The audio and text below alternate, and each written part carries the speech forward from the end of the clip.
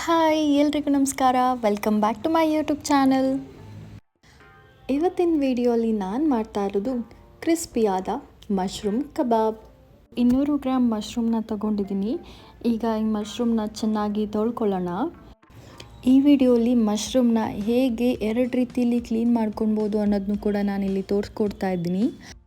ಮೊದಲು ಒಂದು ಅಗಲವಾದ ಪಾತ್ರೆಗೆ ನೀರು ಹಾಕಿ ಸ್ವಲ್ಪ ಉಪ್ಪು ಹಾಕಿ ಈ ರೀತಿ ಚೆನ್ನಾಗಿ ಅದ್ರ ಮೇಲಿರೋ ಡಸ್ಟ್ ಎಲ್ಲ ಹೋಗೋ ರೀತಿ ತೊಳ್ಕೊಳ್ಬೋದು. ಎರಡನೇ ರೀತಿ ನೋಡೋದಾದರೆ ಈ ಮಶ್ರೂಮ್ ಮೇಲಿರೋವಂಥ ಒಂದು ಲೇಯರ್ನ ನೀವು ಪೀಲ್ ಮಾಡಿದ್ರೆ ಸಾಕಾಗುತ್ತೆ. ನೀವಲ್ಲಿ ನೋಡ್ಬೋದು ಎಷ್ಟು ಈಸಿಯಾಗಿ ಪೀಲ್ ಆಗ್ತಿದೆ ಅಂತ. ಈ ಥರ ನೀವು ಮಾಡ್ತೀರಾ ಅಂತ ಅಂದರೆ ಅದನ್ನು ತೊಳೆಯೋವಂಥ ಅವಶ್ಯಕತೆ ಇರಲ್ಲ. ಆ ಲೇಯರ್ನ ಪೀಲ್ ಮಾಡ್ಕೊತಾ ಹೋದರೆ ಸಾಕಾಗುತ್ತೆ. ನಾನು ಯೂಶ್ವಲಾಗಿ ಉಪ್ಪು ನೀರಲ್ಲಿ ಮಶ್ರೂಮ್ನ ಚೆನ್ನಾಗಿ ತೊಳಿತೀನಿ, ಪೀಲ್ ಮಾಡೋದಕ್ಕೆ ಹೋಗೋದಿಲ್ಲ. ನಿಮಗೆ ಯಾವ ಥರ ಬೇಕೋ ಆ ಥರ ನೀವು ಮಶ್ರೂಮ್ನ ಕ್ಲೀನ್ ಮಾಡಿಕೊಂಡು ಹೇಗೆ ಮಶ್ರೂಮ್ ಕಬಾಬ್ ಮಾಡೋದು ಅಂತ ನೋಡೋಣ ಬನ್ನಿ. ಮಶ್ರೂಮು ಸ್ವಲ್ಪ ದಪ್ಪ ಇರೋದ್ರಿಂದ ಈ ರೀತಿ 2 ಸ್ಲೈಸ್ ಆಗಿ ಮಾಡ್ಕೊಳ್ತಾ ಇದ್ದೀನಿ. ಅದೇನಾದರೂ ಸ್ವಲ್ಪ ಸಣ್ಣ ಇತ್ತು ಅಂದರೆ ನಾವು ಸ್ಲೈಸ್ ಮಾಡೋ ಅವಶ್ಯಕತೆ ಇರಲ್ಲ, ಯಾಕಂದರೆ ಎಣ್ಣೆಲಿ ಫ್ರೈ ಮಾಡುವಾಗ ಅದ್ರ ಸೈಜು ಚಿಕ್ಕದಾಗುತ್ತೆ. ಈಗ ಮಶ್ರೂಮ್ನ ಮ್ಯಾರಿನೇಟ್ ಮಾಡೋದಕ್ಕೆ ಏನೇನು ಐಟಮ್ಸ್ ಹಾಕೋದು ಅಂತ ನೋಡೋಣ ಬನ್ನಿ.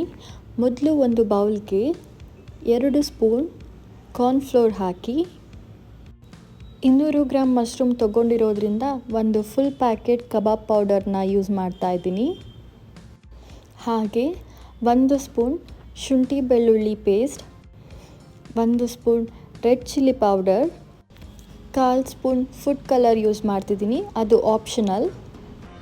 ರುಚಿಗೆ ತಕ್ಕಷ್ಟು ಉಪ್ಪು. ಮಶ್ರೂಮ್ ಕ್ರಿಸ್ಪಿಯಾಗಿರಲಿ ಅಂತ 1 ಸ್ಪೂನ್ ಅಕ್ಕಿ ಹಿಟ್ಟನ್ನ ಹಾಕ್ಕೊಳ್ತಾ ಇದ್ದೀನಿ.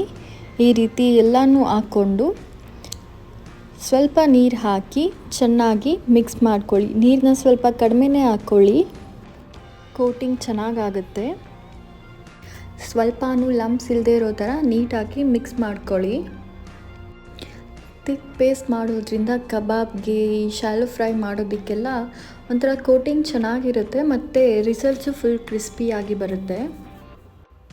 ಈಗ ಮಶ್ರೂಮ್ನ ಹಾಕ್ಕೊಳ್ಳೋಣ.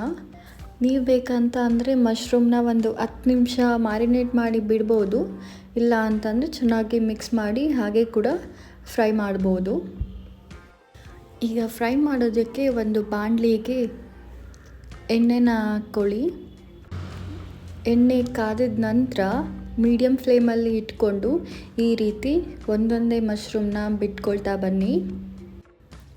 ಸ್ವಲ್ಪ ಹುಷಾರಾಗಿ ಹಾಕ್ಕೊಳ್ಳಿ, ಮೀಡಿಯಮ್ ಫ್ಲೇಮಲ್ಲೇ ಇರಲಿ. ನಿಮಗೆ ಹಾಕೋದು ಕಷ್ಟ ಆಗ್ತದೆ ಅಂದರೆ ಲೋ ಫ್ಲೇಮಲ್ಲಿ ಇಟ್ಟು ಹಾಕಿ ಆಮೇಲೆ ಫ್ಲೇಮ್ನ ನೀವು ಹೈ ಮಾಡ್ಬೋದು.